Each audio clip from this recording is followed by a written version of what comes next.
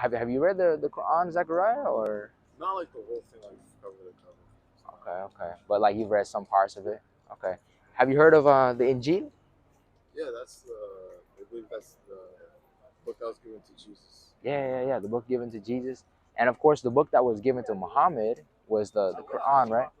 Yeah. So the Quran given to Muhammad and to Jesus, that was given to, the Injil was given to him, and I mean basically I have the Injil here. Like the Injil, there are certain parts that, seems to indicate that Esau, that Jesus was God. What would you say, like, on your perspective concerning that? You Yeah, know. so like as we say, like, we don't think that that's the Injil. Hmm. You'll hear most of the time like the Injil was something that was given to Jesus, and then over the time, kings and priests and the like, they eventually changed it over time. Mm. And then what we have now, like we have the King James version, all these other versions of the Bible. Like these are all like books that were edited, as we say, and it's just not like the same book that was given to Jesus. Hmm. That's Yeah, what yeah, we believe. yeah. And concerning sorry, was that? Yeah, I was just saying, but like Hmm. the idea of like there being like the Injil that was given to Jesus, yeah, like Hmm. that, we don't know whether or not those verses are. Maybe they were given to Jesus. Maybe they weren't, Hmm. like the ones that are in that Bible. Hmm. That's what we Yeah. call it. We call it the Bible. That's the Bible. Yeah. Okay, the So Bible. like Yeah, and we just don't know if that's like the actual words that were given to Jesus. gotcha. So, like, in your view, for example, Zechariah, you would say that what basically happened was it was given to Jesus. The book was given to Yeah. Jesus, but it was changed later on, and the way that we see that there were changes is basically with the KJV and the different translations of the Bible, and Also, yeah. we can make the argument that the oldest Bible just it's not in the language that Jesus was speaking. Mm. Like I think our oldest Bible was in Greek. Am I correct? Yeah. Yeah. So we have it So in like, Greek. it's not possible that Jesus was given that same book and it was given in Greek, because we know that Greek and what Jesus spoke in Syria, Aramaic, which right? was Aramaic. Yeah. Hmm. So these are two languages that are very different, Hmm. and like you can't really just like say okay, like let's say Hos is like a book in like Greek. Okay? Hmm. Like I'm just saying like the languages are different. Hmm. We don't know if Yeah. what was said in there is the same as here. It just proves that we don't know how to like truly identify if that was actually like what was given to Jesus. Yeah. So I want to address, like those are important points, very great points, right? So one of the first things is concerning the KJV. So basically, we see that's an English translation of what they had at that time concerning the Greek. So the translations can have slight differences, right? The basic point is the KG, whether it's the KJV, the Ethiopian Orthodox Bible, or the Catholic Revised Standard Version. These Bibles, uh, they all have the gospel. So the gospel: Matthew, Mark, Luke, and John, and they all talk about the life of Jesus, how Jesus was living, what Jesus said, and so they all have essentially the Injil. Even though, like, obviously the Bible as a whole, it's bigger than the gospel, but the gospel, those four books, we find it basically, it's given right there, and the early Christians refer to that as the gospel, and our Christian scholar F.F. Bruce, indicated that the four gospels, they were indicated as the gospel back then. Like with Ignatius of Antioch, for example, he was in the year 110 A.D. And one other thing that you mentioned, was the language of Jesus. So you're saying he spoke Aramaic. But before I have a question, Sure, so sure. before I lose that, sorry to No worries, interrupt no you, worries. but like where does this like Mark, John, like these gospels, like where do they come from? Hmm. I heard like in history, like you know, Constantine, like Constantine, like the Great, Hmm. like when he converted to Christianity, and then he like had like a meeting, the Council of Nicaea, and then that's where the Gospels came from. I don't know if that's like the Mm. true story, but like the thing is, I know there's the Gospel of Thomas, there's the Gospel of Hmm. Barnabas, there's like other Gospels out there. Like Yeah. why were those Gospels excluded, and by who? Because Yeah. we know that Jesus wasn't the one who said those are not the Gospels. So Sure. Hmm. who are there people that are also like given that authority after Jesus? or something like this. Mm. Like what exactly was like the whole thing with that?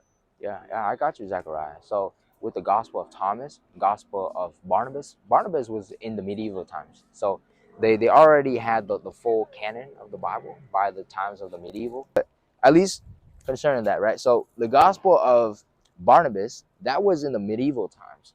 And so it's definitely excluded. The Gospel of Thomas, that was a Gnostic gospel. And so Gnosticism, it was a heresy. So, that's not real Christianity. They can claim to be Christians. So what happened was the Gnostics, they were stamped out by the early church fathers. You have like very clearly just St. Augustine of Hippo in the 5th, 6th century. He was already talking against the Gnostics.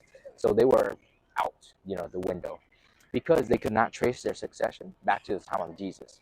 Like how you all have like companions and those who were close to Muhammad, right? So likewise for us, we have disciples who were close.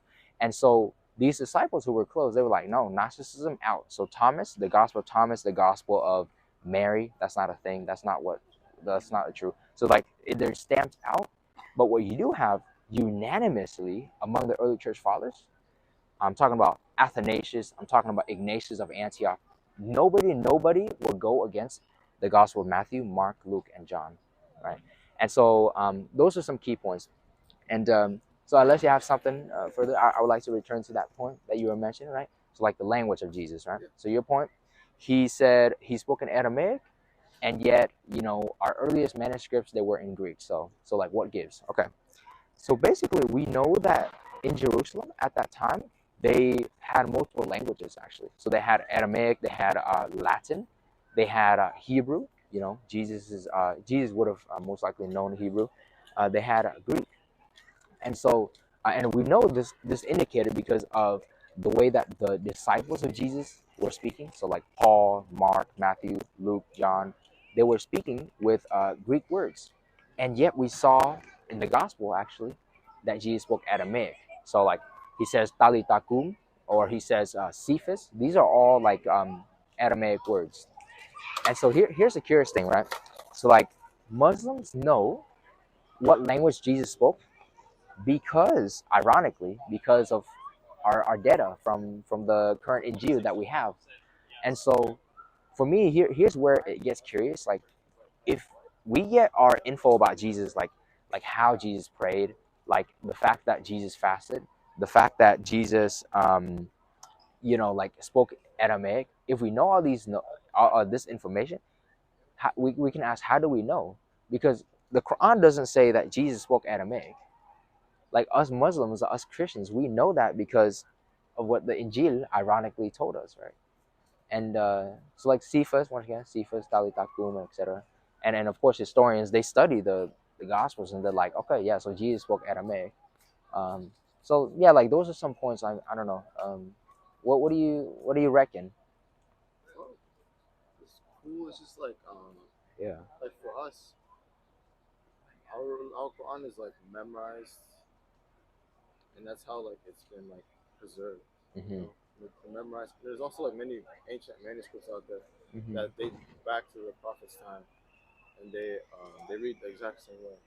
Mm-hmm. So like I just don't see like that same like credibility with Christianity. You know? Mm. Yeah. I get you, bro. And it's like, I understand that concern. It's like you want God's scripture to be preserved, like That's to exactly be it. preserved.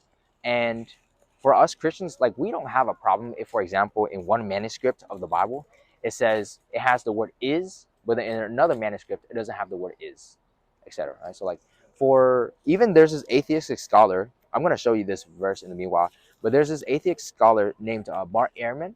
He's an atheist. He used to be a Christian, and basically he said, like with all the differences in the manuscripts of the Bible, like there are minor differences. You can still get the essence of the gospel from all these manuscripts. So he's a Christian, or he's an atheistic scholar. He used to be a Christian, atheistic, and he admits that, right? And I want to show you perhaps like that it's actually not a big problem, because in Islam, in with the Quran, we actually have that same problem. Right? If it's a problem for the Christians, it's actually a problem for Muslims as well, because the Quran has certain changes, right? So Changes. yeah. So how about I show you, right? So right here. If you see in Surah 2, 184, right? So you can, if you read Arabic, you can go ahead. But this is Hilali Khan, translation from Hilali Khan. Okay, so they're scholars, right? Doctor 280, 184. Okay, and as for those who can fast with difficulty, they have to feed a miskin, a poor person, right? So now, what's key here is this version that we have is according to Imam Hafs. But when you read the Quran according to Imam Warsh, it's plural. So in the Arabic, when it's plural, it's three or more, right? So instead of feeding a poor person, a miskin, it will be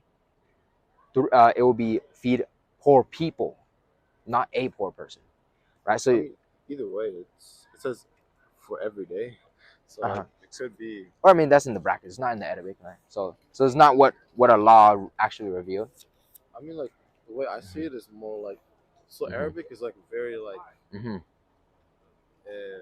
broad, you know, like Mm-hmm. one word can have like many meanings, you know, Yeah. and it can be very like expressive language, you know, so it's possible that that word meant like many people, you know, Mm-hmm. like I don't speak Arabic, that's the thing, Okay. you know, one day I'll speak Arabic, you know, Mm-hmm. you know, Mm-hmm. Yeah. inshallah. But Yeah, it's it seems broad like, and yeah, yeah, yeah, yeah. it's a language that's very broad, and I just see it more like, okay, this book says you're gonna you're gonna serve one person every day, and that book, one Masakin Yeah. By Warsh, yeah. Wash, Warsh maybe says he's saying says for feed poor people. poor people in Right. general. Yeah. That to me is not bad. Mm-hmm. That's not bad. Gotcha. Like Gotcha. I could go to a sheikh and then he'd be like, it means feed poor people. Mm-hmm. Yeah. So, Yeah. I I got you. I got you. So do you mind if I show why this is significant, right? In my reading? Okay. So number one, the parentheses, they are not in the Arabic. And for you all, the English translations and the parentheses, they could be mistaken. Right? That's not Allah's word. Allah's word is this. And so that is not in the Arabic at all. What you see is in the Arabic, according to Hafs, right? We're getting this from Hafs, this Quran, from Hafs. So this Arabic, it does say a miskin, a poor person, one poor person, right? But what I'm saying is, and you can check for yourself, Imam Warsh, he says feed poor people, masakina, right? Feed poor people. And that's clearly different. And I'm going to show why, right? The reason that it's different is in Morocco, if I'm not mistaken, if my memory serves me, in Morocco, they use the Warsh version of the Quran. So when they're reading 2 184, that ayah 184, when in Morocco they're reading, they're saying, oh, I have to feed three or more people, right? It says feed poor people. So in the Arabic that means three or more. So I'm going to feed one person, second, third. But if you're in America, you read from the Hafs, you're like, no, what are you doing? What, you don't have to get that extra burden to feed three. You can just feed one. And so here's why it matters. If you're in Morocco and you have only the Warsh, and you see the American, Muslim just feeding one poor person because he missed the fast, you would say, hey, don't do that. You need to listen to Allah. Allah says feed three, not one, right? Because we have to obey Allah according to His word, right? And that's why it matters. Like it matters morally speaking as well. So Mhm. my question is like, Yeah. are we talking about a contradiction in the English translation or In the Arabic. Arabic? In the Arabic. So like, Arabic. yeah, if you read Warsh, and once again, don't trust me, just double check me. What Maskina, read Warsh, Imam Warsh, and then you go to the same verse, you'll see it says poor people. Poor people. Okay. But in the Hafs, in the Arabic, it says a poor person. Warsh in the Arabic says three or more people. Or it says people, feed poor people more specifically. So it's two different Arabic words being used, one in each. Yeah. Oh, that's Yeah. different. What is it? What's the verse? So 2 184. 184. Yeah. In Hafs, it is miskin, and in Wars, it is masakina. Yeah. So they're different, right? But here's the thing, right? For us Christians, we're saying, this is not the essentials of the doctrines, so we're okay with harmonizing it. But the reason that I think this is so crucial for Muslims is that oftentimes Muslim will tell me that the Quran has been preserved word for word, right? And for me, I just don't see that, and I have various other parts as well. Like I have a whole list of how warsh and hafs differ literally in the Arabic words, not the English, but the Arabic words themselves, right? So for me, that's a big problem. And so here, like to be honest, right? I think, and I don't think you're at fault for it. To be honest, I think that those were lies. They're lies that everything word for word is preserved in the Quran, because we just saw with our own eyes, like right there, the wording in the Arabic. One says masakina, the other one says miskin. I want to say with my own eyes. Okay, I haven't seen it yet. I'd have to go. I'd have to go search up like the wash and Yeah, do so, bro. what's it called? And Wash hafs and Hafs. HAFS, yeah. Because I don't know, there might be like some sects in Islam. I know Morocco, like the Arabic that they speak is drastically different Yeah, compared to like other parts of the other yeah. world. So Hmm. I'd be interested in seeing, because I can actually read the Arabic. So if you have like Perfect. Yeah, bro. How about this? All right, so you believe, at least for example, in the hadiths, right? Yeah, and I can understand, your point, the dialectical differences. And Muslims oftentimes, when I bring this point up, they mention the dialectical differences, which I know there are like dialectical differences. What I'm talking about specifically are word differences. And I showed you, in the literal Arabic words, one says miskin and then the other one says masakina, right? So like, you know so here, how about this, right? So you see, for example, that um the Quran, there was a portion of the Quran that was lost. Much of the Quran gone with Muhammad, right? So this is in Tafsir Duramatur, and I have the citation right there. It says, this is the person, I mean, I can't pronounce it. And if from Ibn Abbas said, Umar bin, etc., order a person to gather people for Salat of Jama'at. He then descended on a pulpit, praised Allah, and said, O people, do not get afraid about the verse of Rajim, because it is a verse that was revealed in the book of Allah, and we recited it, but it was lost, and the Arabic word there for lost is Zahab. So I mean, you can double check me, right? So that's actually the translation. It was lost, with much of the Quran gone with Muhammad. And so there was a portion of the Quran, and once again, don't trust me. This is literally from the Tafsir Dur Amantur, right? From Tafsir. But my basic point here, it's not to destroy, like Muslims or anything like that, but it's that I want the truth. I care about your soul, you know, and and to be honest, I've heard it so many times where people would say that the Quran is preserved word for word, but that's a lie, like, and I simply want to just share the truth, because we all want to be truthful. Like if there's something that I say wrong as a Christian, I want to be corrected as well, just being comfortable in the truth, all in love, all friendliness, like no pressure. Just that's the thing, that I'm thinking about. Now I have a question, Zechariah. Have you read the book of Zechariah?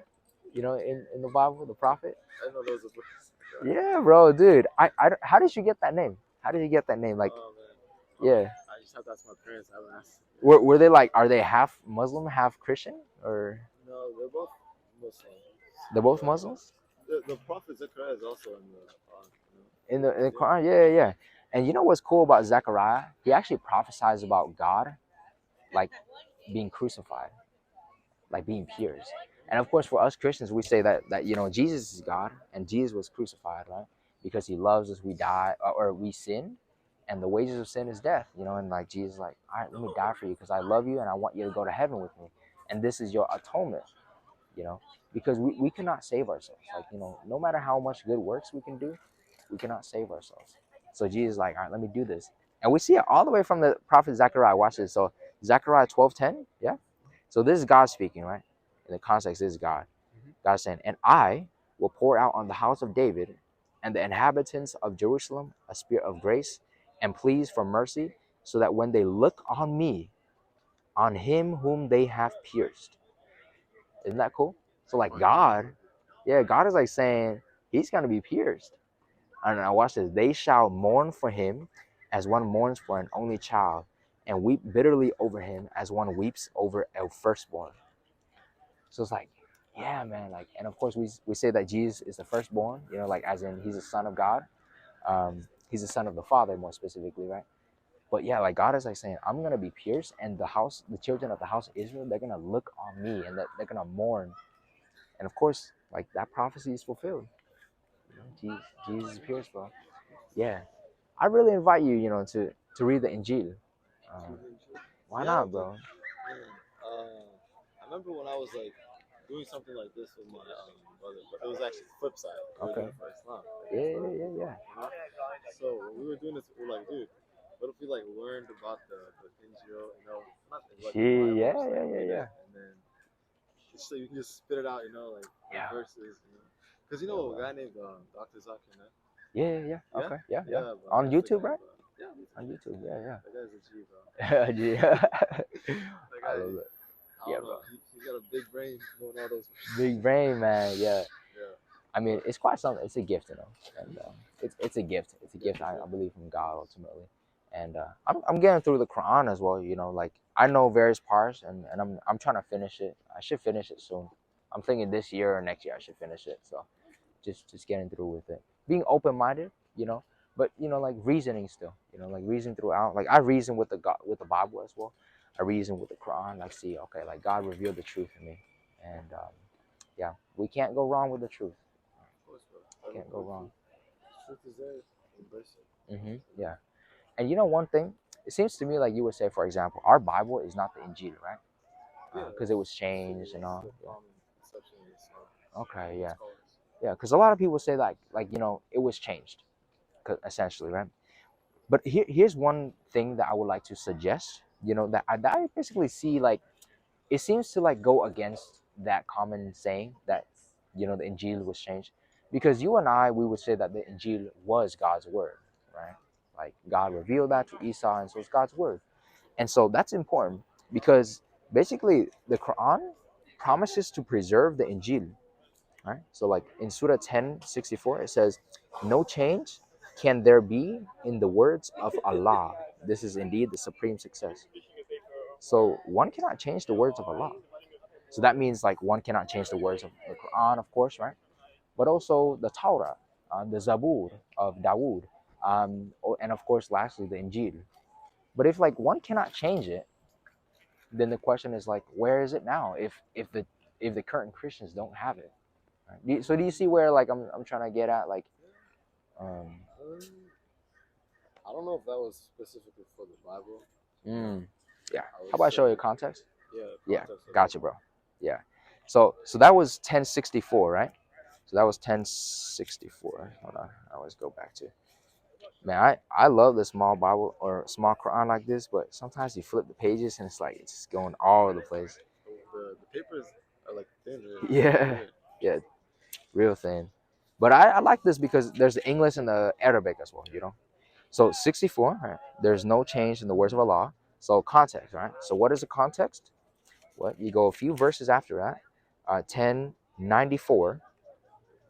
So if you, O Muhammad, are in doubt concerning that which we have revealed to you, meaning the Quran, right? Um, then ask those who are reading the book, the Torah and the Injil before you, right? So that's the context. So like according to Allah, that's His word. And I promise you this: you can read the whole thing. Obviously, we can't read through the whole Surah 10. That's gonna be long. But I promise you this: it would never clarify. Oh, you can't change the words of Allah only in the Quran sense, not the Injil, not the Torah. You won't find that in that chapter in the context. I promise you that. But what you do see is in 94, literally 30 verses after 64, you see, it's talking about the Injil, the Torah, and of course the Quran. And so there's no changing the Injil as well, right? But if there's no change, once again, like where's the Injil at if the Christians currently they don't have it, right?